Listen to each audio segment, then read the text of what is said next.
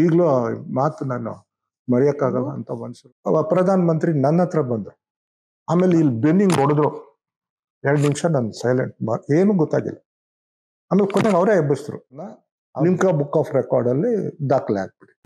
ಈ ವಿಡಿಯೋದಲ್ಲಿ ಪ್ರತಿಷ್ಠಿತ ಪದ್ಮಶ್ರೀ ಪ್ರಶಸ್ತಿ ಪುರಸ್ಕೃತರಾದ ಶ್ರೀಯುತ KY ವೆಂಕಟೇಶ್ ತಮ್ಮ ಕ್ರೀಡಾ ಸಾಧನೆಯ ಬಗ್ಗೆ, ಪದ್ಮಶ್ರೀ ಪ್ರಶಸ್ತಿ ಪಡೆದ ಆ ಕ್ಷಣದ ಬಗ್ಗೆ, ಹಾಗೆ ನಮ್ಮ ಹೆಮ್ಮೆಯ ಪ್ರಧಾನಮಂತ್ರಿಗಳನ್ನು ಭೇಟಿಯಾದ ಬಗ್ಗೆ ತಿಳಿಸ್ತಾ ಇದ್ದಾರೆ. ಕೇಳೋಣವಾ?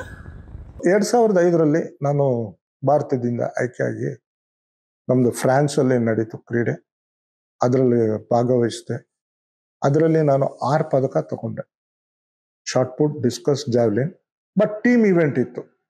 ಅದಲ್ಲದೆ ನನ್ನ ಅಥ್ಲೆಟಿಕ್ಸು, ಬ್ಯಾಡ್ಮಿಂಟನ್, ಅದು ಅಥ್ಲೆಟಿಕ್ಸಲ್ಲಿ ಶಾರ್ಟ್ ಪುಟ್ಟು, ಡಿಸ್ಕಸ್ಸು, ಬ್ಯಾಡ್ಮಿಂಟನ್ನು, ಇದರಲ್ಲಿ 3, ಅದರಲ್ಲಿ 3, ಟೋಟಲ್ 6 ಪದಕ ಬಂತು. ಈ 6 ಪದಕ ಬಂದಮೇಲೆ ಇಲ್ಲಿ ನಮ್ಮ ಕೇಂದ್ರ ಸರ್ಕಾರ ಇನ್ನೂ ಮಾನ್ಯತೆ ಆಗಿರಲಿಲ್ಲ.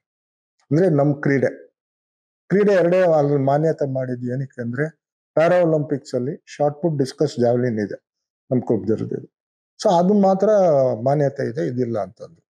ಅವಾಗ ನಮ್ಮ ರಾಜ್ಯ ಸರ್ಕಾರ ನನಗೆ ಏಕಲವ್ಯ ಗುರುತಿಸಿದ್ರು.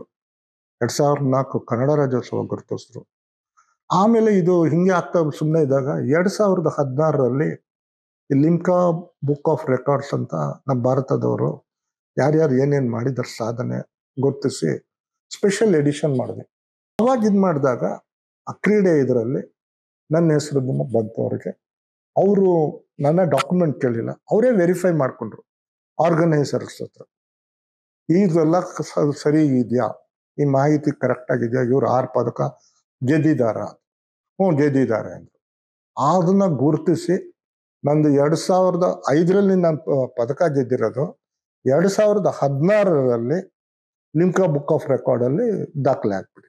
2021ರಲ್ಲಿ ನನಗೆ ಪದ್ಮಶ್ರೀ ಪ್ರಶಸ್ತಿ ಆಯಿತು. ಅನೌನ್ಸ್ ಆಗಿದ್ದು January 25th. Means press statement. ಮೀಡಿಯಾದಲ್ಲೆಲ್ಲ ಬರಕ್ಕೆ ಶುರು ಆಗಿದ್ದು 26th. 9ನೇ ತಾರೀಕು ನಮ್ಮ ಅಧಿಸೂಚನೆ ಬಂತು ಕೇಂದ್ರ ಗೃಹ ಸಚಿವಾಲಯದಿಂದ. ನೀವು 9ನೇ ತಾರೀಕು ಫಂಕ್ಷನ್ ಇರೋದ್ರಿಂದ. ಆಮೇಲೆ ಗೃಹ ಸಚಿವರು ಏನು ಅಂತಂದರೆ, ನಾವು 1 ದಿವಸ ಮುಂಚೆ ಇರಬೇಕು. ಯಾಕಂದರೆ ಅಲ್ಲಿ ನಾವು ವೆರಿಫೈಯಿಂಗ್ ಮಾಡ್ತಾರೆ. ಅದು ರಾಷ್ಟ್ರಪತಿ ಭವನ್ಗೆ ಹೋಗಿರೋದ್ರಿಂದ ಸೆಕ್ಯೂರಿಟಿ ರೀಸನ್ಸ್. ಸೊ ನಾವು ಇಳ್ಕೊಳ್ಳೋ ಜಾಗ ಅಂದರೆ ಅವರೇ ಇಳ್ಕೊಳ್ಳೋ ಜಾಗ ಒಂದು ಅರೇಂಜ್ ಮಾಡಿರ್ತಾರೆ, ಹೋಟ್ಲ್ ಅಶೋಕ. ಅಲ್ಲಿ ಇಳ್ಕೊಂಡ್ವಿ. ನನ್ನ ಜೊತೆ ನಮ್ಮ ಅಣ್ಣನ ಮಗ ಬಂದಿದ್ರು. ಆ 3 ಜನನ ಅಲ್ಲೇ ಇದ್ವಿ. 9ನೇ ತಾರೀಕು ಬೆಳಗ್ಗೆ 11 ಗಂಟೆಗೆ ರಾಷ್ಟ್ರಪತಿ ಭವನಲ್ಲಿ ಫಂಕ್ಷನ್ ಶುರು ಅಂದರು. ಸೊ ನಾವು 10:30 ಒಳಗೆ ಅಲ್ಲಿ ಇರಬೇಕು. ಯಾಕಂದ್ರೆ 10:30ಗೆ ನಾವೆಲ್ಲ ಒಳಗಿದ್ರೆ ಆಮೇಲೆ ಪ್ರಧಾನ ಮಂತ್ರಿ, ಉಪರಾಷ್ಟ್ರಪತಿ, ಕೇಂದ್ರ ಮಂತ್ರಿಗಳು, ಆಮೇಲೆ ಯಾರ್ಯಾರೋ ಡೆಲಿಗೇಟ್ಸ್, VVIPs ಬರ್ತಾರೆ. ಅವ್ರು ಬರೋವಾಗ ನಾವು ಇದಾಗಬಾರ್ದು. 10:45ಕ್ಕೆ ಪ್ರಧಾನ ಮಂತ್ರಿ, ಉಪರಾಷ್ಟ್ರಪತಿ, ಕೇಂದ್ರ ಹಣಕಾಸು ಸಚಿವರು, ವಿದೇಶಾಂಗ ಸಚಿವರು, ಗೃಹ ಮಂತ್ರಿಗಳು ಎಲ್ಲ ಬಂದರು. 10:55ಕ್ಕೆ ನಮ್ಮ ರಾಷ್ಟ್ರಪತಿ ಅವಾಗ ರಾಮನಾಥ್ ಕೋವಿಂದ್ ಅವರು ಬಂದರು. ಅವ್ರು ಬಂದಿದ ತಕ್ಷಣ ರಾಷ್ಟ್ರಗೀತೆ, ನಮ್ಮ ರಾಷ್ಟ್ರಗೀತೆ ಆಯಿತು. ರಾಷ್ಟ್ರಗೀತೆ ಆದಮೇಲೆ ಆ ಗೃಹ ಸಚಿವಾಲಯದ ಕಾರ್ಯದರ್ಶಿಗಳು ರಾಷ್ಟ್ರಪತಿ ಅವ್ರನ್ನ ಪರ್ಮಿಷನ್ ಕೇಳ್ತಾರೆ. ಹಿಂಗೆ ಪದ್ಮ ಅವಾರ್ಡ್ಸ್ ಇದೆ, ದಯವಿಟ್ಟು ನೀವು ನಡೆಸ್ಕೊಡ್ಬೇಕು, ಏನು ಅದು ಒಪ್ಪಿಗೆ ಅಂತಾರೆ. ಅದಾದಮೇಲೆ ಪ್ರಶಸ್ತಿಗಳ ಹೆಸರುಗಳೆಲ್ಲ ಬರುತ್ತೆ. ನಮ್ಮದು ಆಲ್ಫಾಬೆಟಿಕಲ್ ವೈಸ್ ಮಾಡಿರೋದ್ರಿಂದ ನಂದು ಲಾಸ್ಟಲ್ಲಿ ಬಂತು. ನಾನು ಲಾಸ್ಟಲ್ಲಿ ಬಂದಾಗ ನಾನು ಅಲ್ಲಿ ಎಂಟ್ರಿ ಆಗಿ ನನ್ನ ಸೀಟಿಂದ ಈ ಕಡೆಯಿಂದ ಬರೋವಾಗ ಇಲ್ಲಿ ಪ್ರಧಾನ ಮಂತ್ರಿ, ಗೃಹ ಮಂತ್ರಿ ಅವರೆಲ್ಲ ಕೂತಿರ್ತಾರೆ. ಅವ್ರಿಗೆಲ್ಲ ನಮಸ್ಕಾರ ಮಾಡುವಾಗ ಅಲ್ಲಿ ಅವರು ಕೋವಿಂದ್ ಆ ಕಡೆಯಿಂದ ನನ್ನನ್ನು ನೋಡಿದ್ರು, ಇವ್ರು ನಡೆಯೋಕ್ಕೆ ಬರ್ತಾ ಇರೋದು.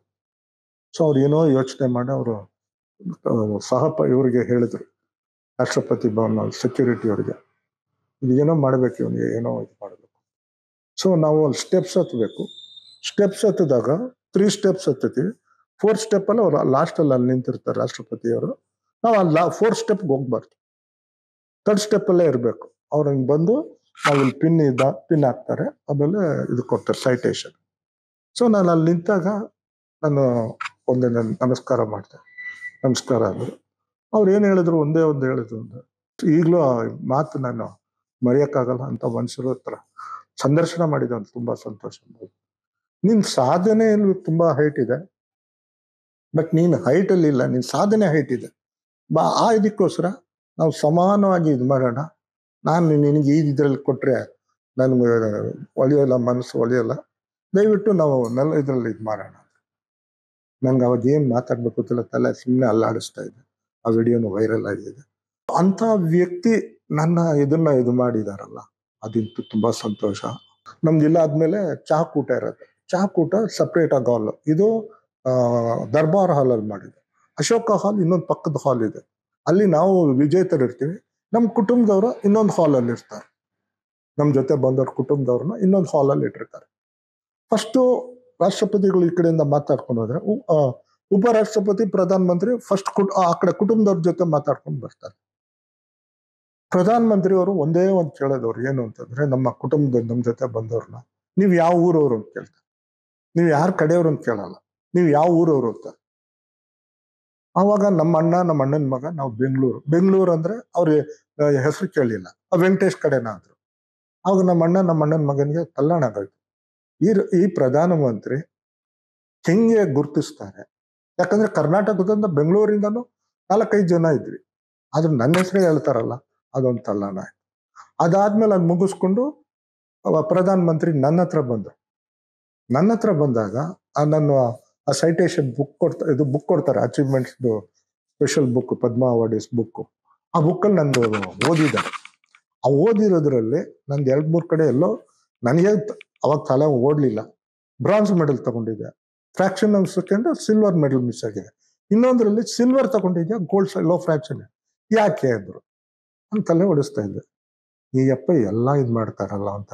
ಅದ್ ನಾನು ಹಿಂಗ್ ಮಾಡ್ತಾ ಇದ್ರೆ ಹಂಗೆ ಫೋಟೋ ತೆಕ್ಕೊಂಡಿದ್ದಾರೆ, ಅಷ್ಟು ಇದು. ಆಮೇಲೆ ಇನ್ನೊಂದು, ಆ ಪ್ರಧಾನ ಮಂತ್ರಿ ಹತ್ರ ಏನ್ ಇದಿದೆ, ಎಷ್ಟೋ ಜನ ಟೀಕಿಸ್ಬೋದು, ಟೀಕೆ ಮಾಡ್ತಾ ಇದಾರೆ, ನಾನು ಕೇರ್ ಮಾಡಲ್ಲ. ಅವ್ರೊಂಥರ ದೇವ್ರ ತರ ನನಗೆ. ಯಾವಾಗ ಅವ್ರ ಕಣ್ಣು ಹಿಂಗೆ ಬಿಟ್ರು ನರಸಿಂಹರ ಅವತಾರ ತರ ನಂಗೆ ಇದಾಯ್ತು. ನಾನು ಏನು ಮಾತಾಡಕ್ಕಾಗ್ಲಿ. ಆಮೇಲೆ ಇಲ್ಲಿ ಬೆನ್ನಿಂಗ್ ಹೊಡೆದ್ರು, 2 ನಿಮಿಷ ನಾನು ಸೈಲೆಂಟ್, ಏನು ಗೊತ್ತಾಗಿಲ್ಲ. ಆಮೇಲೆ ಕೊನೆಗೆ ಅವರೇ ಎಬ್ಬಿಸಿದ್ರು. ಆ ಜ್ಞಾನ ಬಂತು. ಈ ತರ ವ್ಯಕ್ತಿನ ನಾನು ಮೀಟ್ ಮಾಡಿದ್ದು, ಅವಾಗಿನ ರಾಷ್ಟ್ರಪತಿ ಗೋವಿಂದ್ ಅವರು ನಮ್ಮಿಬ್ಬರದು ಆಶೀರ್ವಾದ ಇದ್ದಿದ್ದು ತುಂಬಾ ಸಂತೋಷ. ಧನ್ಯವಾದಗಳು. ಕಲಾಚಂದನ ಯೂಟ್ಯೂಬ್ ಚಾನೆಲ್ನ ಸಬ್ಸ್ಕ್ರೈಬ್ ಮಾಡಿ, ಲೈಕ್ ಮಾಡಿ, ಶೇರ್ ಮಾಡಿ. ಬೆಲ್ ಐಕಾನ್ ಒತ್ತೋದನ್ನ ಮರಿಬೇಡಿ.